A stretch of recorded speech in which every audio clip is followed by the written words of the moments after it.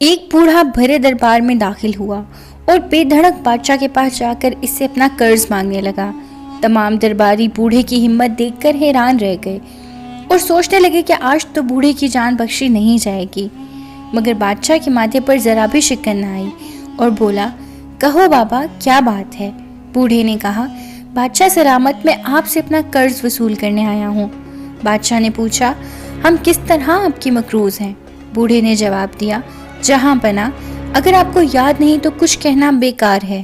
یہ کہہ کر بوڑھا جانے لگا، مگر بادشاہ فوراً بول اٹھا، نہیں بابا، آپ اپنا قرض وصول کر کے ہی جائیے گا۔ بوڑھا رک گیا۔ بوڑھے نے بولنا شروع کیا، حضور، سرنگا پٹنم کی پہاڑیوں کے قریب جنگل میں میری ایک جھونپڑی ہے۔ ایک مرتبہ آپ شکار کھیلتے کھیلتے اپنے ساتھیوں سے بچھڑ گئے تھے۔ ان کو تلاش کرتے کرتے آپ میری جھونپڑی کے پاس پہنچ گئے۔ آپ کو سخت پیاس لگی تھی۔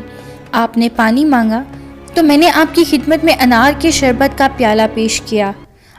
آپ نے پیاس بجھانے کے بعد کہا تھا، ہم تم سے بہت خوش ہیں، تم کبھی ہماری خدمت میں حاضر ہو کر اپنا انعام لے جانا۔ تمہارا انعام ہم پر قرض ہے۔ آج پرسوں بعد میں وہی انعام وصول کرنے آیا ہوں۔ بادشاہ نے کہا، مجھے یاد آ گیا، بابا کہو کیا چاہتے ہو؟ بوڑھے نے کہا، آدھی سلطنت۔ یہ سن کر سب سناٹے میں آ گئے۔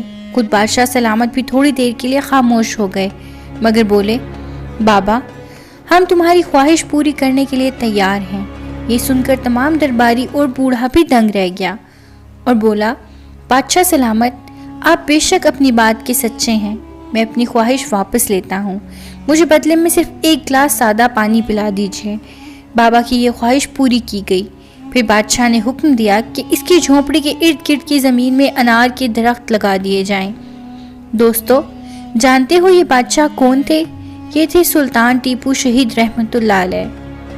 اگر تم بھی کسی سے کبھی کوئی وعدہ کرو تو اسے ضرور پورا کرو، اور اگر تم پر کوئی احسان کرے تو اس کا اچھا بدلہ دو۔